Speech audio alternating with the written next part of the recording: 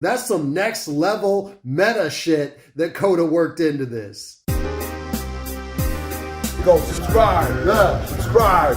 Hey, what's up, y'all? Welcome to Brews and Reviews. It's knowledge. I've been off for a little while. I gotta catch up on these things that I missed. And I can't forget this Kota the Friend album. Gotta show it some love.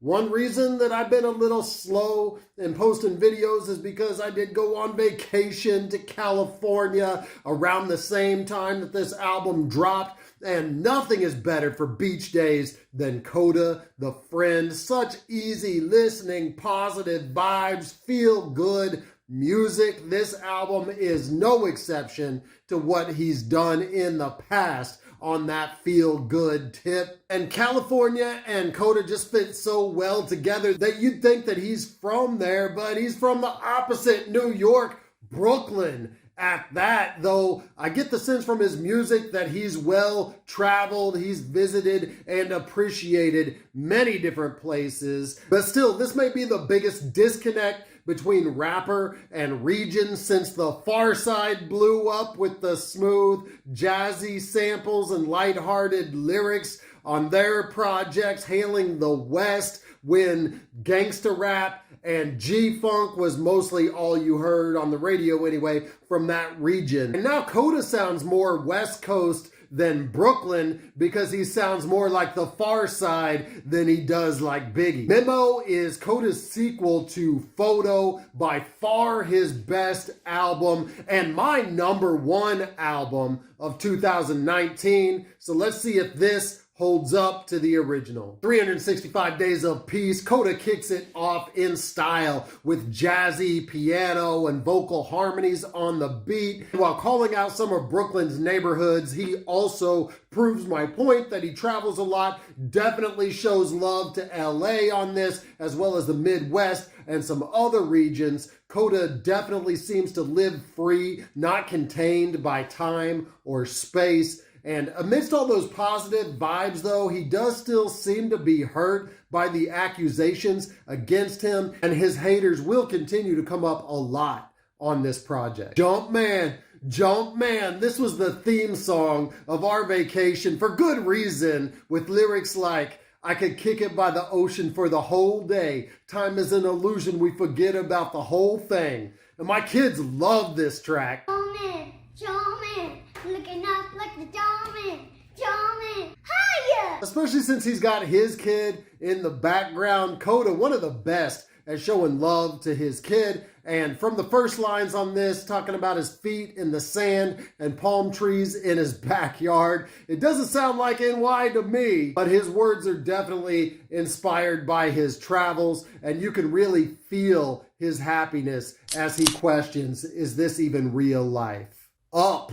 Continuing on the positive note with the beat and a lot of the lyrics, so it's a little surprising that he works in the lines, really they wanted me dead, used to be putting me on, guess it got to they head, I got up out of the bed, ready to get it, I'm keeping my foot on they neck.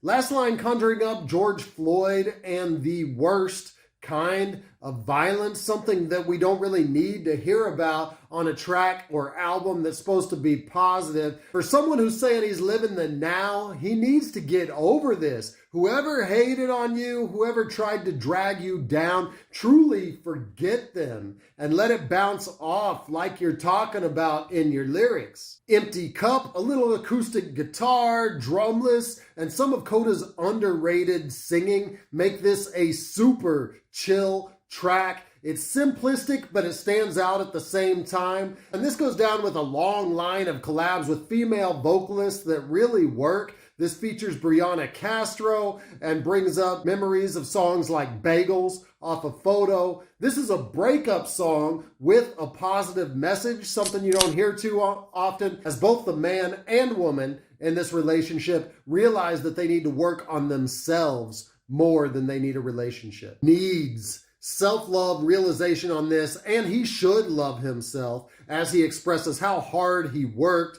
and skip the vacations to be on his rap shit and be successful at what he loves. He says, I got this shit because I deserve it. And that might sound arrogant, but really more people need to think like that and respect that they earned what they got, be it good or bad. You earned it. Soho House, upbeat track, especially compared to the last couple songs. There's some subtle saxophone on the beat. And this is another collab with Hello O'Shea, who he's worked with consistently in his career, most notably on the track Birdie from FOTO. And this is definitely one of the most catchy tracks on the album. I'm not sure what he's talking about though with the Soho House being his go-to on the playlist. If he's talking about his own track that we're currently listening to, that's some next level meta shit that Kota worked into this. Avery's Interlude. Avery is Kota's real name, and it's a fitting title with it being his most introspective and thoughtful track on the album. It's another drumless beat with an acoustic guitar to set the emotional stage for the subject matter. And I think he goes a little deeper on this too.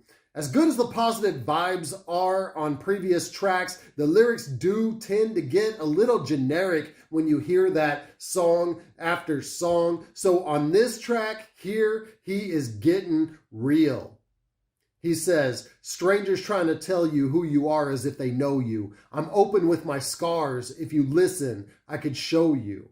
And he gets even more revealing later on. He says, I envy women because I feel like y'all can cry so quick. And I just want to do the same, but my eyes don't drip. Revealing his pain here is much more real than other lyrics on this album like, hey, I'm doing good. Hey, y'all, I'm doing great. Hey, because of the realness, I'm going to drink to this track, and I had to pick a California beer. Yes, I brought this back from California. It has an extremely California vibe. This is AleSmith Brewing Company Sublime Mexican Lager. This is a brewery in San Diego, California, and it is named after the most California band in all of music, in my opinion, Sublime. And this is a very crisp and refreshing beer that's just great to drink on a beach while listening to Sublime or Kota the Friend.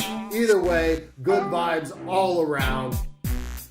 Father's Day is the next track, and the personal lyrics continue. Kota's love for his son is evident as he's made tracks about him since his debut, and he reiterates it here. He says, I give my baby all the love that I didn't get. Ain't a single day of living that it isn't said. I love you for no reason, and I'm always proud. Whether you winning or losing, I'm grateful you're my child. And he goes on, speaking some really true words, saying, fatherhood's a gift when you're really present, and you're gonna miss a lot of shit if you don't pay attention. That almost brings a tear to my eye, thinking about my own kids. This is real, mature rap, and to me, these last two tracks are the closest to FOTO that it gets, and made me really dig Kota's music to begin with. Phone Call is a track about the different kind of phone calls that he gets these days. Either people asking for a handout that don't really care about him otherwise, versus the really real friends that are checking up on him. Good to Be Home Too. This is the sequel to one of the standout tracks on FOTO. And like he did on the original, he reflects on his childhood and growing up in Brooklyn, giving us fleeting memories of the people he knew and watching Pun, Jay, Nas, and Big videos on BET. And while he's got some lyrical jewels on this, it feels a little incomplete, like something that would be more on home on his Lyrics to Go series. It definitely doesn't hold up to the original Good to Be Home track. But then there's MEMO, most definitely a sequel to the track FOTO, even a similar sounding beat. Lyrically, this does hold true to the original. Some of his most poetic lines ever, with the subtle wordplay at the beginning when he says, new day, new dollar, I'm making change. I leverage all of my knowledge and profit off my pain. I copped a deserted island and kept it far from the rain. I noticed nothing was growing and then it went up in flames. He goes on to give life advice through the form of a memo to his son. Everything you taking in should make an even better you. I'm human and I urge you to never put me on a pedestal. I hope you never trade a better you for a better view. I hope you making sure all your trauma don't get the best of you. And listen to this concise life advice. If you take nothing else away from this album, take this line right here. Kota says, when you love yourself, ain't a single place that isn't home. Beautiful. Man, this ends strong, just like the original album did with the title track. Several tracks here with great lyrics, and it pains me to say several, because with FOTO, it was like every track. Over the years, some of his positivity has become really generic. Like, it's cool that he's putting love into the world, but on a lot of this album, you realize that he's just saying the same things over and over. And to me, that's good lyrics, but they can't be great. That being said, this thing is a vibe. And on those tracks that I'm talking about, what's being said is less important as the good feeling you get from listening to the whole thing. And that may be hard for a lyricist like Kota to hear. And he is a lyricist. That's evidenced on songs like Avery's Interlude, Father's Day, and MEMO. I just wish there were a few more tracks that reached that level lyrically, like we heard on FOTO. So ultimately, I give this an 8 out of a 12 pack. Thank you for watching my review of Kota the Friend's MEMO. If you like this, go ahead and hit like now and hit me up in the comments. If you didn't like it, also let me know why in the comments. I drop hip-hop and hops related content consistently, so subscribe to my channel now. And until I see you next time, keep buzzing. Fucking man, just subscribe. But if he's on his channel saying that somebody's album is better than mine, unsubscribe to that motherfucker. No, your album's the best, man. There you go. Subscribe. Yeah. Subscribe.